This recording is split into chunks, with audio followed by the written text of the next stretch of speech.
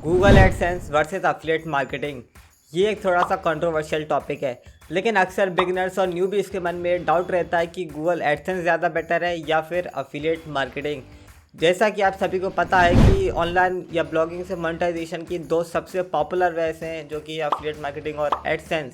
तो इस वीडियो में हम इन्हीं के बारे में बात करने वाले हैं कि कौन सा मोनेटाइजेशन वे आपके लिए बेटर हो सकता है। तो मेरा नाम है आयुष मिश्रा और स्वागत है आपका आज की इस नई वीडियो में। तो इस वीडियो में इसी में डिटेल में बात करने वाले हैं कि अगर आप एक बिगनर हैं तो शुरू में आपको कौन सा वे यूज़ करना चाहिए अपने ब्लॉग को मोनेटाइज करने में। अगर आप इस चैनल पर नए हैं तो रेड कलर की जो सब्सक्राइब की बटन अवेलेबल है उस पर क्लिक करके चैनल को सब्सक्राइब ज़रूर कर लीजिए, और अगर आपको ये वीडियो पसंद आती है तो वीडियो को लाइक भी ज़रूर कर दीजिए। तो ये चलते हैं सीधे वीडियो में आगे और जानते हैं कौन सा प्लेटफॉर्म इन दोनों में से बेटर है। सबसे पहले हम बात करते हैं कि एफिलिएट मार्केटिंग एग्जैक्टली में होता क्या है, एफिलिएट मार्केटिंग से किस तरह से आप अपने ब्लॉग को मोनेटाइज कर सकते हैं।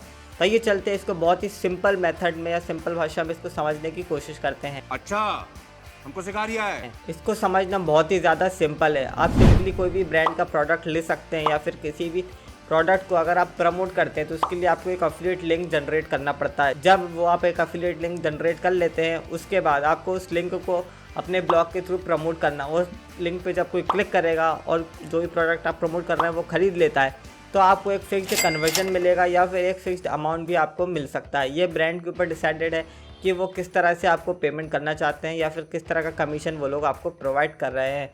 मुझे उम्मीद है कि आपको ये एफिलिएट मार्केटिंग तो अब समझ में आ गया होगा कि एक्जैक्टली एफिलिएट मार्केटिंग क्या होता है। अब समझते हैं कि एडसेंस क्या होता है और उससे आप कैसे कमा सकते हैं। तो एडसेंस से पैसे कमाना भी सबसे ज़्यादा ईजी वे है। उसमें सिंपली आपको अपनी जो भी वेबसाइट है या ब्लॉग है उसके ऊपर आपको एडसेंस का पहले तो अप्रूवल लेना होगा। उसके बाद जब आपके पास एडसेंस का अप्रूवल हो जाता है तो आपको सिंपली एक कोड प्लेस कर देना, जिसकी मदद से आपके ब्लॉग पे ऑटोमेटिकली या फिर मैनुअली भी आप एड्स को प्लेस कर सकते हैं। फिर जब आपकी वेबसाइट पे ब्लॉग पे ट्रैफिक आएगा तो जब कोई एड्स पे क्लिक करेगा या इंप्रेशन भी देगा तो उसके आपको कुछ अमाउंट मिलता है। तो ये ही एडसेंस इस तरह से वर्क करता है, जो कि आसानी से आपको समझ में आ ही गया होगा। लेकिन क्वेश्चन तो ये आता है मन में कि इन दोनों में से आखिर बेटर कौन सा प्लेटफॉर्म है और आपको कौन सा यूज़ करना चाहिए। तो पहले तो मैं बता देता हूँ, जब मैंने अपनी ब्लॉगिंग की जर्नी शुरू की थी तो मुझे एडसेंस के बारे में तो पता था, लेकिन एफिलिएट मार्केटिंग के बारे में उतना ज़्यादा नहीं पता था। तो मैंने भी शुरुआत में एडसेंस से मोनेटाइज करने की ही कोशिश की थी, लेकिन एडसेंस मेरे लिए अच्छा साबित नहीं हो पाया था। तो इसलिए आज जो मेरी मेजॉरिटी ऑफ अर्निंग का सोर्स है वो एफिलिएट मार्केटिंग है। लेकिन हो सकता है आपके लिए एडसेंस बेटर हो, क्योंकि एडसेंस को समझना और यूज़ करना दोनों ही बहुत ही ज़्यादा ईजी है।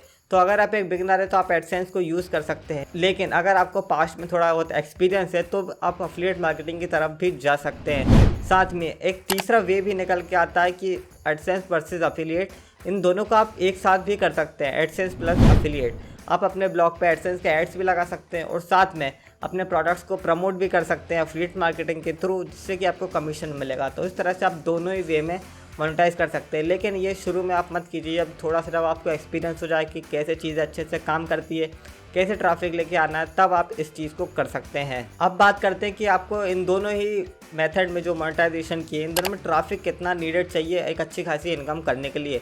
तो सबसे पहले बात करते हैं गूगल एडसेंस के बारे में।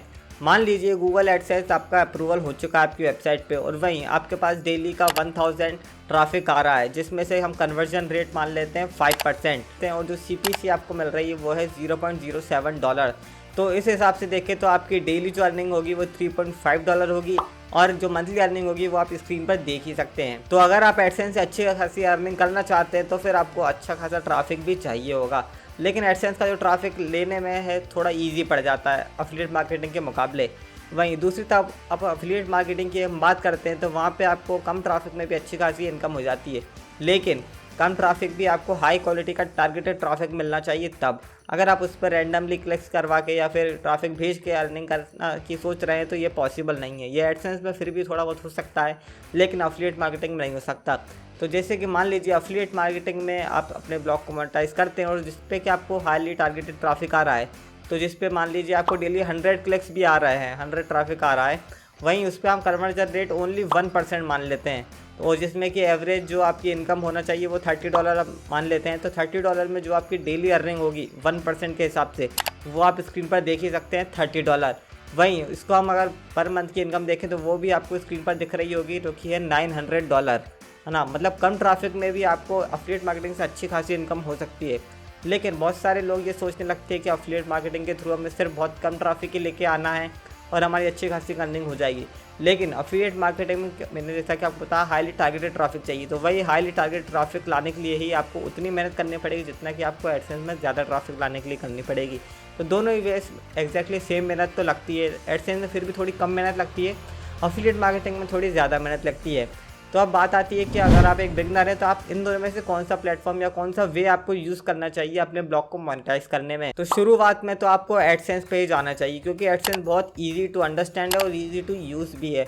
तो आपको आसानी समझ में भी जाकर उसका आप इस्तेमाल भी कर सकते हैं, क्योंकि एडसेंस में आप थोड़े बहुत ट्रैफिक से $1-2 या जो कुछ भी अर्निंग है वो जनरेट कर सकते हैं। लेकिन अफिलिएट मार्केटिंग में पहले डॉलर ही कमाना थोड़ा सा डिफिकल्ट हो जाता है बिगनर्स के लिए, क्योंकि ये थोड़ा सा कॉम्प्लेक्स हो जाता है इसको समझना और इसको यूज़ करना। क्योंकि इसमें आपको हाईली कन्वर्टिंग आपका आर्टिकल होना चाहिए, पूरा एसईओ ऑप्टिमाइज होना चाहिए, साथ में आपको अच्छी प्रैक्टिस इसमें यूज़ करना पड़ता है, कहाँ पे बटन लगाना, UI UX का ध्यान रखना पड़ता है, ताकि कोई भी ट्रैफिक या यूज़र इस पर आए तो वो इस पर क्लिक करके आपका प्रोडक्ट खरीद ले। लेकिन एडसेंस में इतना सब कुछ आपको नहीं करना होता। एडसेंस में सिर्फ आपको ट्रैफिक लेके आना है और एड्स लगाना है, उसके बाद आपकी अर्निंग होने लगती है। तो वहीं अगर आप एक बिगनर हैं तो शुरुआत में आप एडसेंस कीजिए, जब उससे थोड़ी बहुत अर्निंग होने लगे तो आप अफिलिएट में जा सकते हैं। और साथ में जब आपको थोड़ा एक्सपीरियंस हो जाए तो आप दोनों को ही साथ में कर सकते हैं, मतलब एडसेंस प्लस अफिलिएट करेंगे तो और भी ज़्यादा बेटर रिजल्ट्स आपको मिलने लगेंगे। तो इस वीडियो में फ़िलहाल के लिए इतना ही। मुझे उम्मीद है कि आपको आपका आंसर मिल गया होगा कि एडसेंस और अफिलिएट में से कौन सा बेटर है।